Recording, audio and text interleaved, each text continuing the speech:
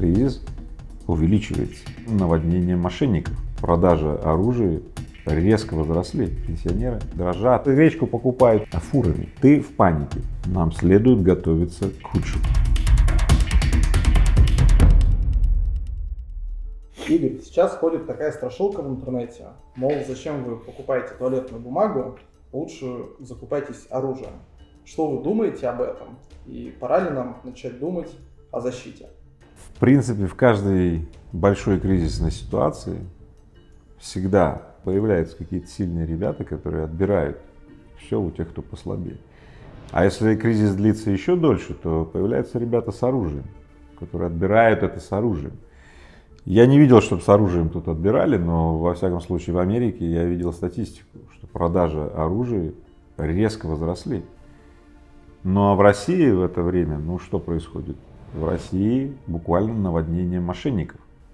Конкретное огромное количество людей, жуликов и мошенников, которые используют эту панику, да, и обманывают людей. Например, мошенники предлагают обработать квартиру от коронавируса за деньги.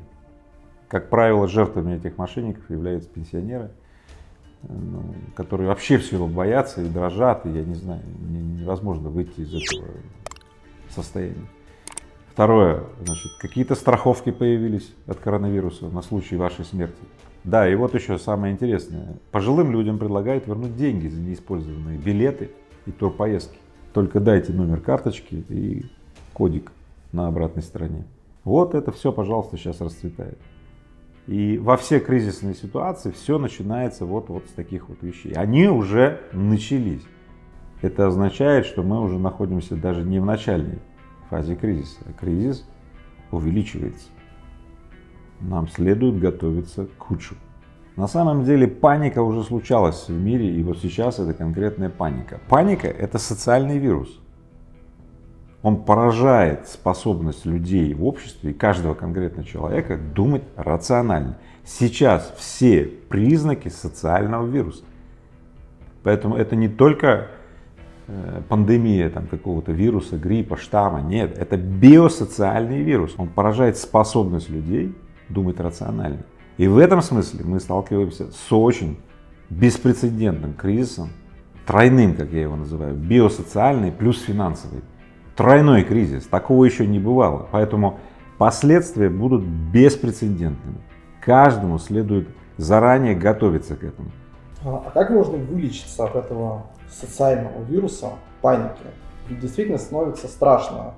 Производства закрываются, школы закрываются, сейчас вот карантин введут. Как снизить уровень этой паники? Вот хорошие новости заканчиваются именно в этом месте. Никак. Если ты испытываешь панический ужас, страх, и, может, даже уже купил обработку квартиры от коронавируса, да, или отдал кому-то кредитную карту, и деньги у тебя уже списали, это симптомы, ты в панике, ты заболел. На самом деле вред, который будет нанесен людям, экономике и обществу именно от социальной паники, превысит в 1000 раз вред, который нанесет пандемия вируса гриппа. И это факт. Поэтому на самом деле, если ты сейчас смотришь этот выпуск и думаешь, меня еще это не коснулось, на самом деле, хорошо. Просто запомни информацию, которую я тебе сейчас излагаю. Если тебя будет так и прям подмывать купить какую-то гречку, бумагу, куда-то метнуться, не знаю, пистолет купить. В общем, совершать какие-то действия, которые ты обычно не совершал. В обычной жизни ты подвергся этому социальному вирусу паники. Поэтому если тебя коснулись эти симптомы паники, просто остановись в этот момент и перестань делать, как делает большинство. Подумай, просто остановись для начала. Игорь, а вы сейчас сказали, какая реакция является нездоровой, и люди поддались панике, а какая является здоровой, как правильно поступать? Пример другого поведения — это, первое, как минимум не делать эти посты про пустые прилавки, что люди скупают. Не надо. Не надо рассказывать о своей деятельностной самоизоляции, что ты такой ответственный, ты ушел на карантин. Это что означает? Ты показываешь тем людям, которые не могут пойти на карантин в силу того, что цепочки производственные непрерывные, или людям деньги надо зарабатывать, да? Не надо сеять вот эту вот злобу, вот тоже не надо. Да? Очень полезное действие – это действие по распространению иных, других действий. Окей, сними видео или фото и выложи в Инстаграм, Ютуб, ВК или где-то, да, как ты раздаешь маски. Как ты приносишь еду напуганным старикам, которые не могут выйти из дома, потому что паника. Да? Как ты не увольняешь людей, а находишь новую бизнес-нишу и весь свой трудовой коллектив, значит, задействуешь на другом поле. Как ты находишь новую бизнес-нишу, если как самозанятый, если в твоей нише обрубились заказы. Ты не пошел на деятельностную самоизоляцию, а ты нашел другую нишу, бизнес-нишу, и показываешь всем, что, ребята, можно вот так выживать.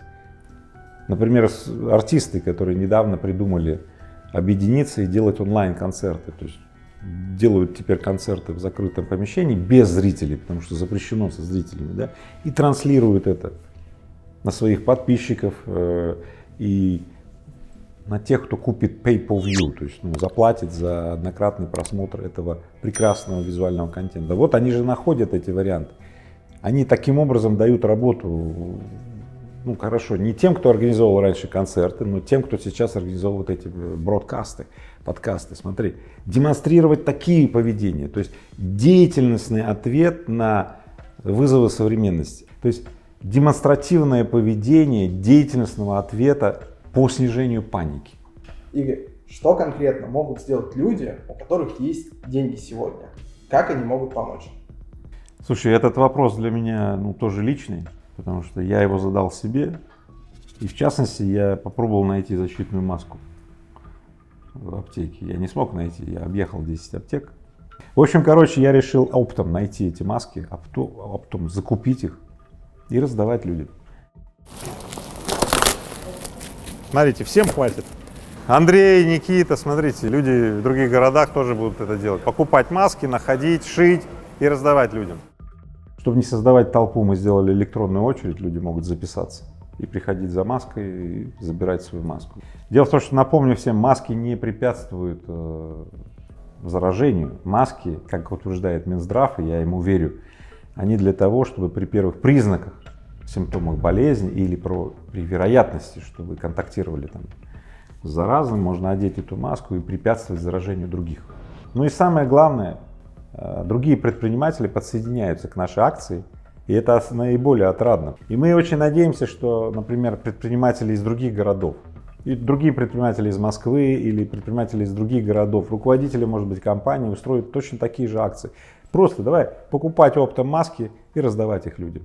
Тоже как вариант. То есть на самом деле такие простые действия очень сильно снижают панику. Например, так же как маски можно с антисептиками поступать или со средствами личной гигиены. Да? Самое главное — это генерить просветительскую работу через соцсети, через публичные какие-то выступления и контакты, через выступления в средствах массовой информации для препятствования панике. Когда паника, кстати, бизнесменов также охватывает, как и других людей, все мы люди. Да? Бизнесмены и предприниматели в этот момент могут увеличить вложение денег в компании, для которых открывается ниша. Например, бесконтактные способы коммуникации и любые компании, которые работают в этом секторе, представляют услуги в этом секторе, объективно сейчас все получают гигантский спрос.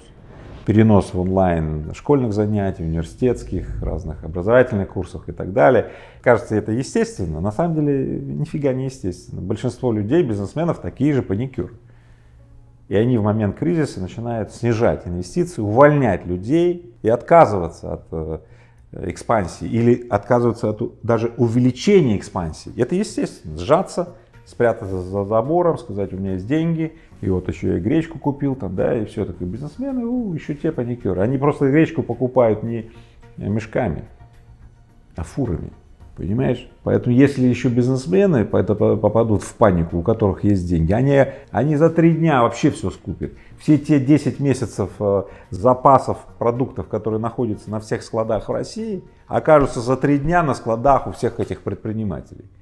Поэтому я говорю всем предпринимателям и бизнесменам: эй, друзья мои, от нашего поведения зависит, как мы смягчим прохождение этого кризиса, ну, как мы сможем помочь смягчить этот кризис. Да. Ну и особо скажу, конечно, сложно это сделать, но я скажу и даже попрошу предпринимателей и бизнесменов, чтобы они находили возможность, прям изыскивали, находили возможность не увольнять людей, не сокращать рабочие места. Каждый новый уволенный человек — это еще одна костяшка в домино вот такого складывающего процесса. Это еще одно полено в пылающий костер кризиса. И в этом смысле роль предпринимателей, бизнесменов и руководителей вот в этом кризисе, она очень высока. Вы сказали, что демонстративная самоизоляция Нет. это плохая стратегия. Но как быть, если я действительно боюсь заразиться? Мне что, все равно идти на работу, заниматься бизнесом, при этом рисковать жизнью?